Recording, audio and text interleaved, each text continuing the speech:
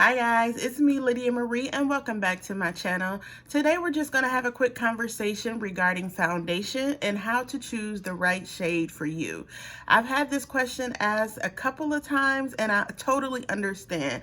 There are so many foundations on the market right now and so many brands that are finally being more inclusive to brown skinned women, to women with different undertones and things like that. And it can be a little overwhelming when you walk into the store, you're trying to pick a foundation, you take it home, and it just doesn't match. So today I'm just going to go over some quick tips and tricks with you to show you how I believe you can get the best foundation match for your skin. We're even going to talk just very briefly about how to look for your undertone, which is also a very big question that gets asked a lot regarding foundation, and it does make a difference on the color or shade of foundation that you choose. So if you'd like to learn more information about this, if you'd like to hear about my tips and tricks on how to get your perfect foundation match, I hope that you will stay tuned. For the purposes of this demonstration, I'm going to be taking 3 shades of foundation. One shade that is too light, one shade that is a little too dark, and one shade that is what I believe to be my perfect match. How I like to swatch foundation to match them, my first choice is always on my décolletage, which is here, on my chest area right here. If it matches on my décolletage, I know it's gonna look seamless all the way up. If you're not in a position to try on your makeup here or to make swatches here in the store, totally understandable. The next best place is on your jawline. As women of color, we tend to have different color skin in different areas of our body. Around our perimeter, our face can be a little darker, or in the middle, it can be darker. In my instance, my face is lighter here. I have some lines here that are darker and around here, and I have some shading on my neck that is also darker. So you want to make sure that when you put your foundation on that it matches all the way down and all the way up, which for me is one of the reasons why I like to try it on my décolletage, because I know if I'm taking pictures, if I have on like an open shirt, it's gonna look seamless all the way up. But again, understanding that you're in the middle of a store, you're getting swatches of foundation, the next best place truly is right along your jawline. So I'm going to be taking 3 different shades, and I'm going to show you the difference of those shades, and then we can see which one would be the absolute perfect match on my skin. So as you can tell, I have 3 different shades of foundation on. One that I believe is too dark, one that I believe is a little too light, and one that I believe is my correct shade. When you're trying on foundations, you want to look for the shade that's going to be closest to your skin. When you blend in your foundation, you don't want to see it. That's the point, right? A foundation. You don't want to see that it is obviously a different color. So if I was to choose this dark color right here, I can tell that it has a little bit too much brown in it for me right now. This might work as a summer color, but it definitely is not my shade at this moment, especially in the winter. You're not getting as much sun. This shade here has a little too much yellow in it for me. I feel like if I put this on, I would look ashy as the day went along.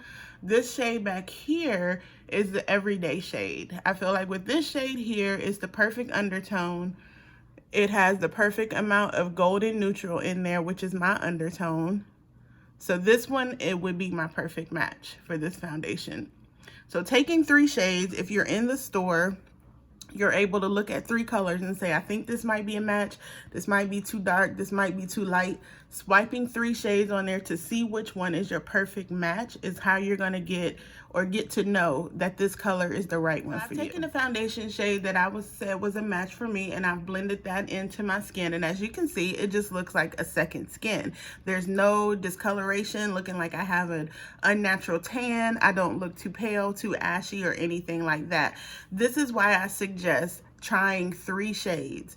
And here's a tip too. If you're in Sephora and you're going shopping, Sephora is allowed to give you up to 3 samples of any product that they can put in a bottle. So like concealer, foundations especially, it is a good way to try your foundations before you buy them. I am a huge advocate of try before you buy. Get a sample. The best way to check it and make sure it is going to wear well on you is to go outside, go in natural light, take a picture with the flash on. That's going to tell on you every time.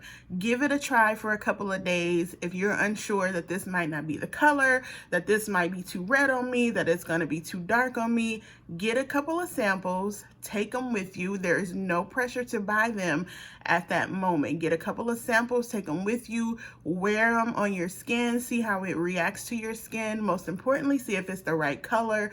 If it gets darker throughout the day, that's something that you want to be aware of too before you buy. I'm a huge proponent of not spending my coins on something that's just not going to work. So get some samples. If you're in Sephora or what have you, if you're in a department store, they too give samples. Ulta is a little funny with their samples. However, they're starting to do a lot more testers with their drugstore makeup. So if you want to go try a Maybelline, they do have testers now available, and you can go to the mirror there and get a sponge and do your swatches on your cheek there just to see which one would be right for you. The good thing with the drugstore foundations is that even though you can't get samples and take them with you, 9 times out of 10, they're very, very inexpensive. Maybelline has great foundations for about, I think the most expensive one is maybe $10. The Maybelline Fit Me is a great line to try. They have all types of shades, maybe run you like $5 or $6 at Target. So if you can get 2, try it. They have a great return policy if it doesn't work for you. You know, I know it's like spending money and then taking it back and things like that, but I'm truly a big proponent for trying things out before you buy. If you have an opportunity to get samples of a product, get those samples, take them home, see how they wear, and then we can go foundation. Let's talk quickly about undertones. I know when people hear undertones, it's like, what is an undertone? I barely know how to pick the actual color of my foundation. Simply put, your undertone is the color directly under your skin, okay? A better way to tell, some people have used tried and true method of the color test. What colors do you look best in? Do you look best in lavenders? Do you look best in pastels? Do you look best in pure white and things like that, where it doesn't wash you out but it more enhances you? You more than likely have a pink or a red undertone. If you look better in fire colors, meaning colors that resemble the sun, oranges, you know, reds and yellows and gold jewelry and things like that, gold jewelry looks better on you than silver jewelry, then you more than likely have a yellow or warm undertone, okay? If you look great in both, you can pull off a pastel color, no problem. You can pull off silver jewelry, no problem. Gold jewelry, you more than likely have a neutral undertone, which is great. You're very lucky, right? Another way that you can tell is by looking at the veins in your arms. This has always been a method that has been used for as long as I remember. And if your veins, like my vein in my arm is, can you see that? It's more green. Then I have a warm or yellow undertone. If your veins in your arms are blue, then you likely have the pink or the red undertone, right? If your veins in your arms look teal or something like that, then you're more than likely a neutral undertone. This is going to help significantly when you're picking out your foundations. Just because you have cocoa skin doesn't mean you should just go for the first brown or cocoa shade that you see, because it may be too red for you, or it may be too yellow. You know, when you put something on, you're like, it's a little too red for me because it's not matching your undertone, even though it looks the same color as your actual skin tone. If it's too yellow or too red, you're definitely going to know that once you put on that color or that foundation.